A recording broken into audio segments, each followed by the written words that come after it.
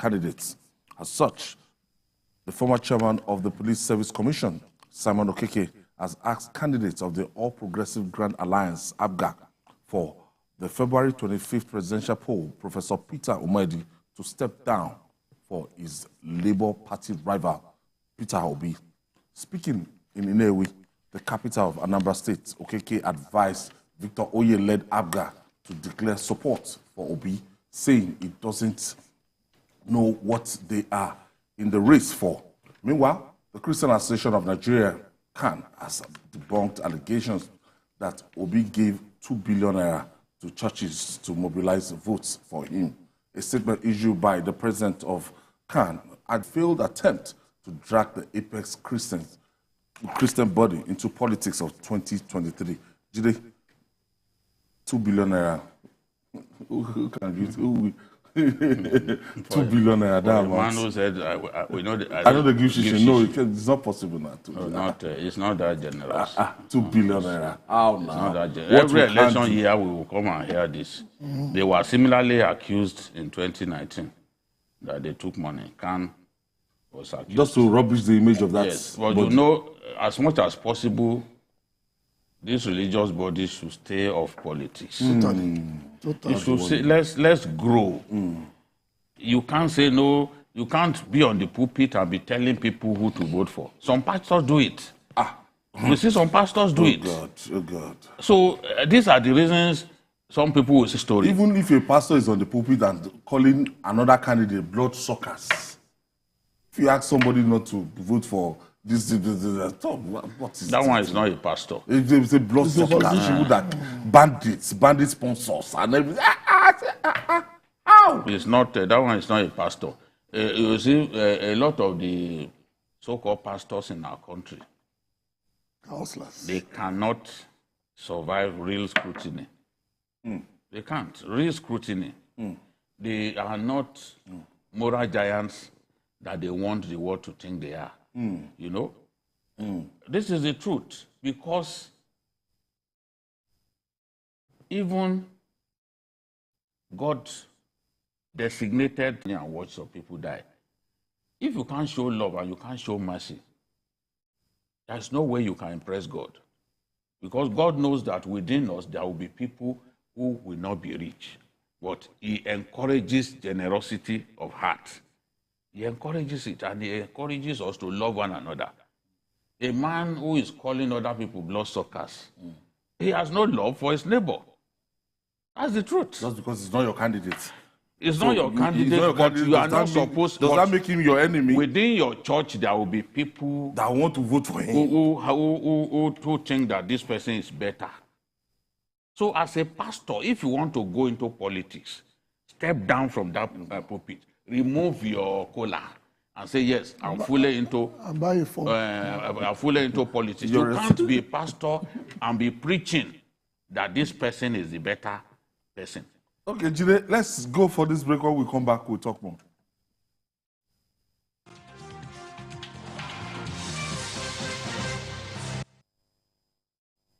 Hashim Shetima. I'm an agricultural economist by training, a banker by profession, and now a public servant by calling. I was the governor of Borno State for 8 years. In the heat of the Boko Haram, we set up an agricultural transformation committee. We crisscrossed the world and invested in the whole agricultural value chain. Lagos is the smallest state in Nigeria in terms of landmass, 3,577 square kilometers. But the largest rice mill in Africa and the third largest in the world is located in Imota in Lagos. That is the power of ideas. Bola Tinubu is an idea whose time has come. Let us vote for Bola Tinubu to be the president of Nigeria come 25th of February. God bless Nigeria. My brother, my sister, do you know that winning an election is not only about getting the majority vote? For that your candidate to be declared winner of the election, he or she must secure 25% of the vote in 2/3 of all states plus the FCT to be president, and 25% of the vote in 2/3 of all local governments of a state to be governor. This is constitutional, and every presidential candidate has had to pass this threshold. Even governors have had to make this mark to get elected in their states. We live in one country with different languages, religions, and ethnic groups. This is why it is not enough to have only northern votes, or southern votes, or eastern votes, or western votes. The only way to get elected as president or governor is by gaining enough support across the country and states. Let us make sure that we know now so that we don't cause an issue tomorrow. This message is brought to you by the Center for Democracy and Development, CDD, with support from the Foreign, Commonwealth and Development Office, FCDO. Governor Babajide Sanwo-Olu has done a lot for the growth of creative and tourism sector in the past 3 years. These include inauguration of the John Randall Center for Yoruba Culture and History by President Muhammad Buhari, empowerment of youths in creative industry, creation of 10-year tourism master plan, release of 1 billion naira as COVID-19 palliative, 50% rebate on registration and renewal fees for hospitality and tourism agencies, inauguration of Lagos Cultural Village and Lagos Film City, 200 million naira interest-free loan granted to 50 filmmakers, and many more. He is Mr. Performer. He is ready to do more. This is Greater Lagos Rising. Re-elect Governor Babajide Olusola Sanwo-Olu as Governor of Lagos State. Vote for Asiwaju Bola Ahmed Tinubu as President, Federal Republic of Nigeria, and all the APC candidates in Lagos State. APC Progress. This message is brought to you by Honorable Mrs. Uzamat Akinbile Yusuf.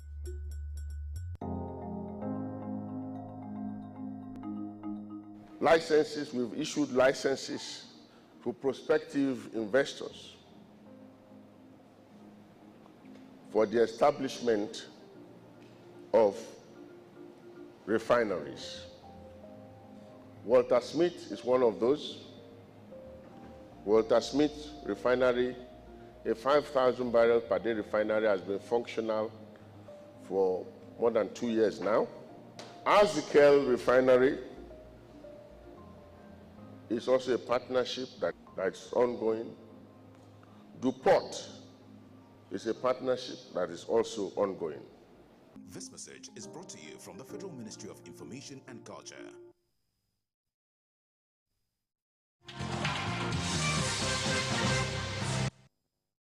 Thank you for staying with us. It's 11 days to the 2023 general elections, and I still have Babajide Kolade Otitoju and Gani Kayode Balogun in the studio.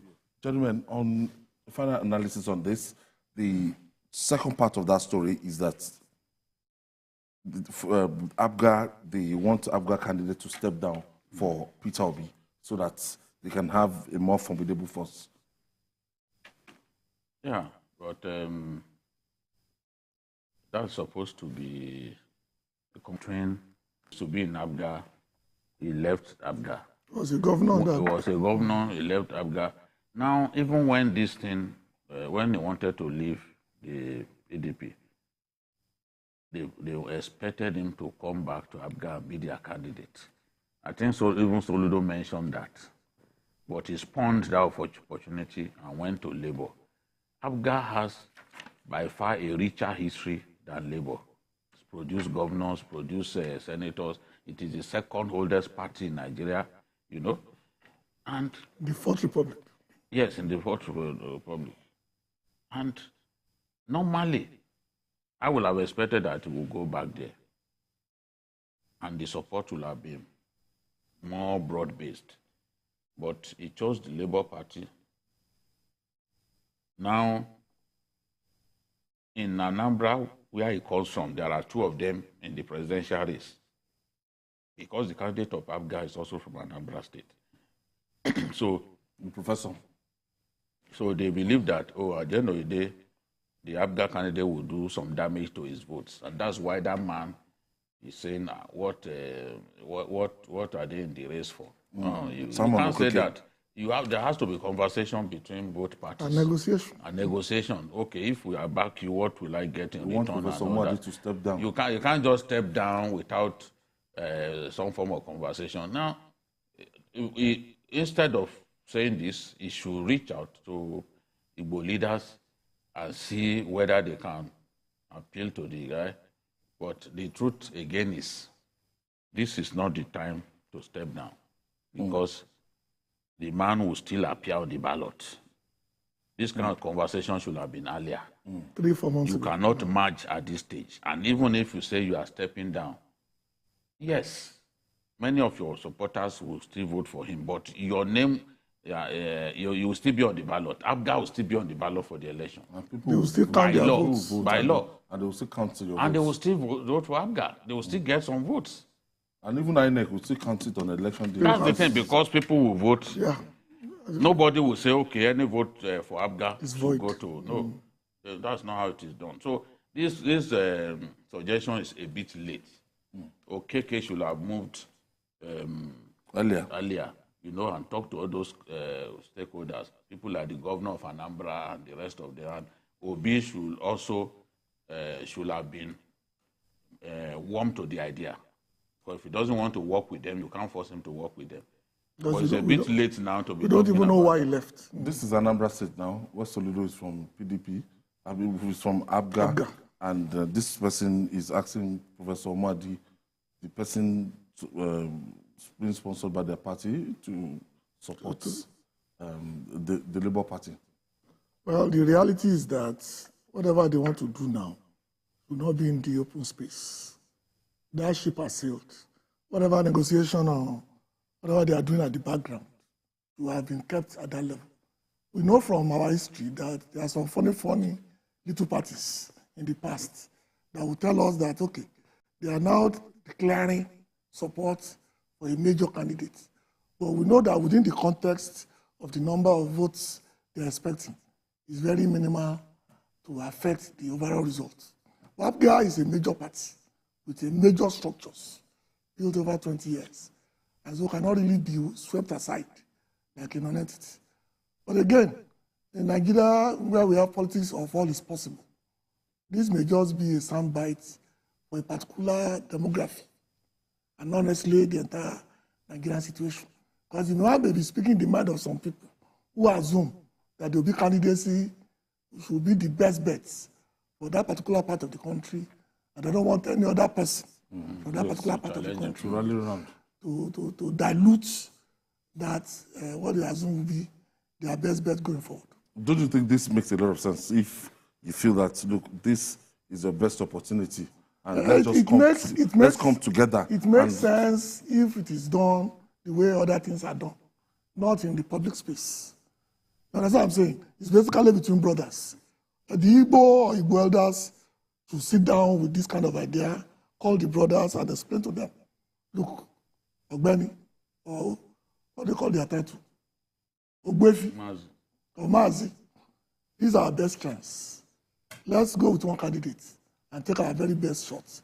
So that we don't come back in 2 weeks and then do the calculation and realize that the result will be a little different if these votes are gone to Mr. A instead of being wasted away on Mr. B.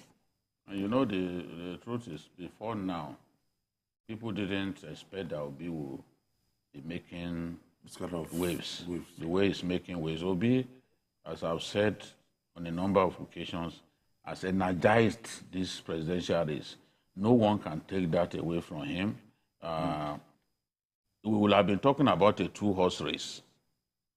But the coming of Obi into this race has changed the whole complexion of the contest, and to not take him seriously is to be foolish. In this race, you've got to take him seriously. It's a race that will be potentially close, and Obi now has support across the country. I'm not saying he will win the election because there are people who have talents for misunderstanding what we are saying. I'm not saying that he will win the election, but he has support across the states of the Federation. Nobody expected that. Yes, nobody expected that before now. The spread was what we were talking about before. Obi will decide the fate of some of the big parties, the two parties, their fate in some states. Yeah. Obi will decide their fate in some states. Even in some regions. So that is the point. You know, even in the far north, in the far north, for example, where you have minority Christians and all that, you see the kind of impact that Obi will have. So now, it's a candidate that you cannot brush aside. You cannot underrate him at the rate things are going. You can't. He has worked hard to get to where he is now, and I can see why people like Okeke think that it could even be stronger if his brother from APGA give him support. You know, no doubt. In the coming days, we will be seeing alliances and all that. So perhaps it's one of those that will happen. GKB, finally from you, when you look at the race now, and at the end of the day, we are going to have a very, very tight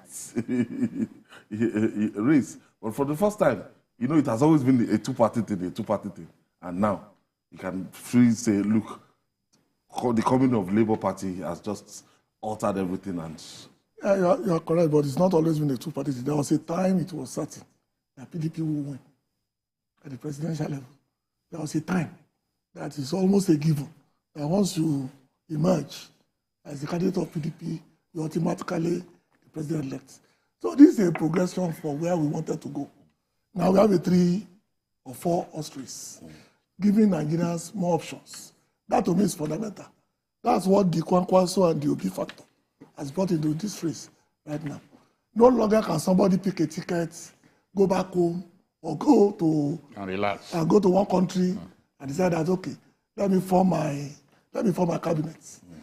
That one was gone in 2015. Now you cannot even say that at the state level. That's what the Obi and the Kwankwaso factor has brought into Nigerian politics. And it's very good because the more options we have, the more our people will not give up on our democracy.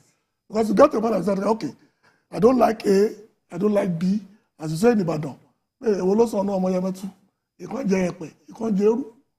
the two candidates are not to your liking, but you have a third force or a fourth force, that means you are energized to come out and participate. So the days of 36% turnout, 40% turnout should be over. I'm looking forward to at least a 60-65% turnout for the presidential election.